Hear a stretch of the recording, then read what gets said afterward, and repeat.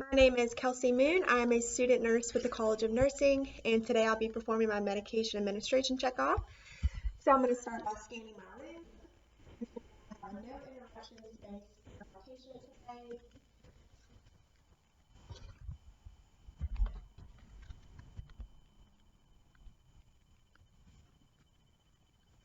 Okay. So I'm going to start by verifying the medication order and compare it to my patient's chart in the MAR. So we have an order for heparin 5,000 units subcutaneously every 12 hours. I'm then going to locate and verify the 5 rights. The right patient, Jaguar Jones, right medication, heparin, right dosage, 5,000 units, right route, subcutaneously, and right time every 12 hours. So it has not been done today, so this will be the first injection. And from here, I'll verify the patient's allergies, comparing it with the patient's chart in the MAR. And I have it noted on both that he's allergic to penicillin. I will then perform hand hygiene. So now I'm going to ensure that I have the right medication and compare it to the MAR. So we have heparin and heparin. Okay. So it has not yet expired, so we are good to use that today. I will then make sure that it's the right time to administer, so every 12 hours, so we're good to go. I will then verify the right route, subcutaneous. So for the subcutaneous heparin injection, we will need a TP syringe and a needleless system and alcohol swab pads.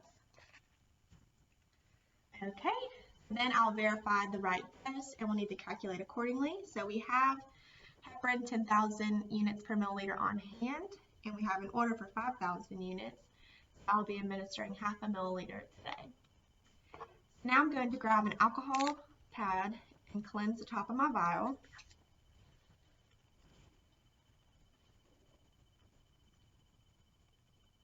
All around. Okay. I'm then going to grab my syringe and disconnect it from the tip of that needle, and we'll attach it then to my needleless system. Okay. So I'm then going to withdraw about half a milliliter of air, and will then remove my cap and we'll push it into my medication. We'll get rid of that air and then withdraw half a milliliter of the medication. There's no bubbles in there. Okay. So now I'll then reattach it using a scoop mechanism to my needleless system. We'll then disconnect that. We'll then reattach it back to the tip of my needle. Okay, and I'm going to leave it there for now. So I will then need to verify the dose with another nurse, and he or she will then verify my calculations. So I'm comparing the prepared medication with the MAR for the right patient, right medication, right time, right route, and right dose. So I've already prepared a label for this medication to take to my patient's room. So the label has my patient's name, Jaguar Jones, right medication, heparin, and the correct dosage. So 5,000 units or half a milliliter. And then I will take my piece of tape and attach that then to my needle. I can then proceed to the patient's room with the MAR and my medication. So I will then perform additional hand hygiene. So I need to ensure that I have the right patient. So I'll identify my patient using 2 identifiers, comparing with the medical record and my patient's armband. So we have Jaguar Jones, medical record number 4176352, 4176352. I'm then assessing for any additional allergies, so I have it noted on his medical record and armband that he's allergic to penicillin. Mr. Jones, I have it noted here you're allergic to penicillin. Do you have any other allergies I need to be made aware of today? No? Awesome. Then I would perform any necessary pre-administration assessments, blood pressure, pulse, etc. for this medication. I then need to reassess my medication and compare it with the MAR before administering. I'm making sure that I have the right patient, Jaguar Jones, right medication, heparin, right time every 12 hours, right route, subcutaneously, and the right dosage, so 5,000 units or half a milliliter. Okay, Mr. Jones, I'm going to be administering heparin used subcutaneously into your abdomen.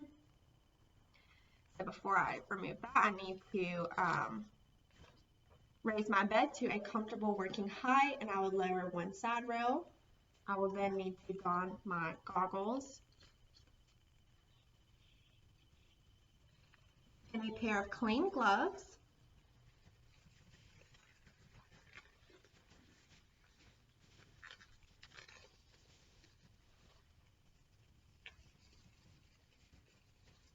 But today I'm going to be administering the injection into the abdomen. Before administration, you want to assess the integrity of the skin, and I do not see any bruising, so I'm good to go with proceeding the administration. So before giving the injection, you want to cleanse the area using an alcohol swab pad. So I'm going to cleanse in a circular motion, making sure to get all around. And I'm going to leave one point of the swab pointed towards where I cleaned and allow that area to dry. And today I'm going to be administering in a shot using a 45 to 90 degree angle. So I'm then going to remove my cap, and I'm going to then remove my alcohol pad. The skin has had time to dry. So I'm going to then spread the skin tightly, being mindful of where I just cleaned, and just noting that loose skin is hard to penetrate. So I'm then going to administer while holding the skin. Okay, Mr. Jones, you're going to feel a slight stick. So push it in and inject the medicine. And then I'll properly dispose of that into my sharps container. And then I would need to assist my patient back to a comfortable position and raise the side rails. I'm then good to remove my gloves and my goggles and perform additional hand hygiene. So after giving an injection, you want to observe your patient for any allergic reactions, and then I would go and document the procedure on the MAR, noting the patient's response to the administration of this medication. Basically, I'm ensuring the 6 right of the patient, which is right documentation, and just making sure that that is implemented. And after all these, I will return to see if my patient responded to the medication at a later hour. And that completes my medication administration checkoff.